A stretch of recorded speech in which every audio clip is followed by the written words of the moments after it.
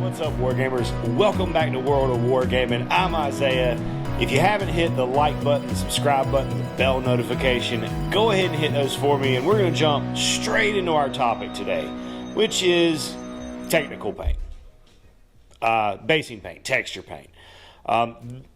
I'm not knocking GW's products or any of, there are other brands of this stuff that you can buy, and I'm not knocking any of them. I think this is an amazing product. I came up in Wargaming when it was put some glue down and then put some sand on it and then paint the sand and then wash the sand and then dry brush the sand. And it was a lot of work to make dirt look like dirt. So this stuff is amazing. However, it's pricey. I think it's $7-8 for the tube of the GW technical. I'm not sure about the other brands, but that's not a cheap pot of paint, especially when you're going through it quickly. If you're doing big bases or if you want to use it for something like a terrain piece, you know, this stuff, that's a little bottle. That's a lot of money, and it burns up quick. So I'm going to show you guys a quick, simple, cost-effective way to make a lot of this stuff. Now, this is for doing, again, the textured paint, not for doing the crackle paint. I'm sure there is a way to make crackle paint, but I don't know what it is. I can look into it, but as of right now, I don't know what it is. So we're looking at making some texture paint today. To get us started, I got a cup. I like to use these small Tupperwares because you can put a lid on this stuff and it'll keep pretty much indefinitely. I got just a little bit of water in there, and then we're gonna get ready to measure with our hearts. I want to say this is about a just at half to half or thirds, because you want about a third of the mixture to be glue, just good old white Elmer's PVA glue. You want about a third of the mixture to be your color. Here I'm going to be using some raw umber and a little bit of yellow ochre, but this is just canvas, like artist acrylics. And this is to give our color. If you were doing like a Mars, you know, texture paint, then obviously use more reds and oranges. If you're doing underground, you know, you could go darker browns or more blacks or dark blues, you know, if you're doing like a lot of asphalt or city or urban or industrial stuff. I'm doing kind of just a middle of the road brown, kind of a lightish brown color, because it matches a batch that I just finished up, which is the main reason, you know, I had to make another batch of the stuff anyway, so I figured I'd show you guys. Then our last ingredient is going to be sand. Now this is flocking sand, like railroad sand, but you could absolutely use playground sand, you know, whatever you got. I don't recommend going outside and pulling dirt out of your yard, because that's going to have bacteria from the natural soil biome that is going to eventually grow in your mixture and get funky. Whereas the playground sand or the flocking sand like you buy like this stuff has been heat treated and ran through an oven to dry it out and to kill any of the bacteria that's on it.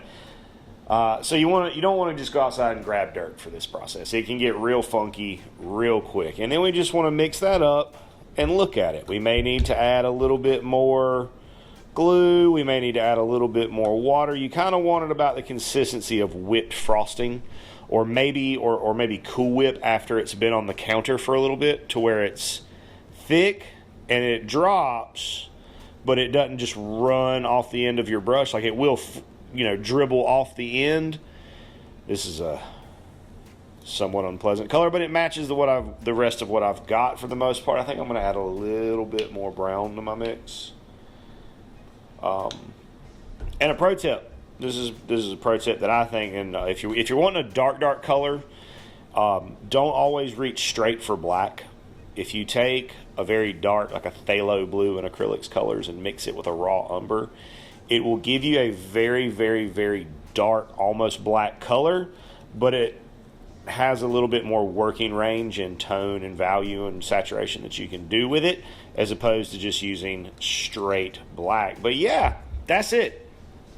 Now you can add, sometimes I will add slightly larger pieces of like ground up cork or pebbles or anything, you know, things like that to mix up the texture, but that's that's pretty much it. And then when you go to put it on a model, just gloop it on extra thick and go about your day.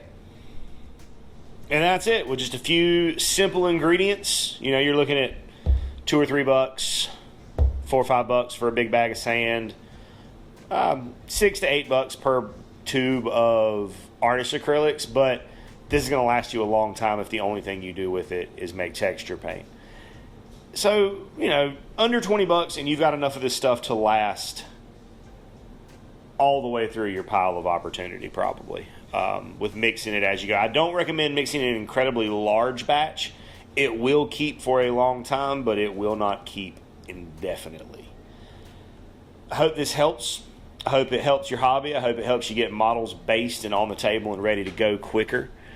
I'd like to say, again, thank you so much for stopping by and checking out what I had to share with you today.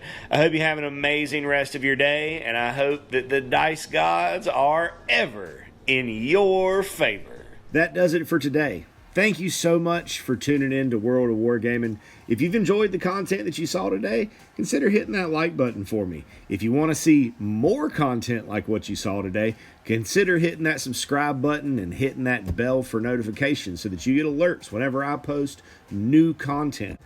And if you liked what you saw so much that you would like to contribute to the continuation of it, then check out the description below. You'll find a link to the Patreon account for the studio. And there are numerous tiers there structured for however little or however much you would like to help out. And I want you to know that regardless of any of those things, if you do any of those things or don't do any of those things, I'm incredibly grateful that you stopped by and hung out today. I hope you have a great rest of your day, and I hope that the dice are ever in your favor.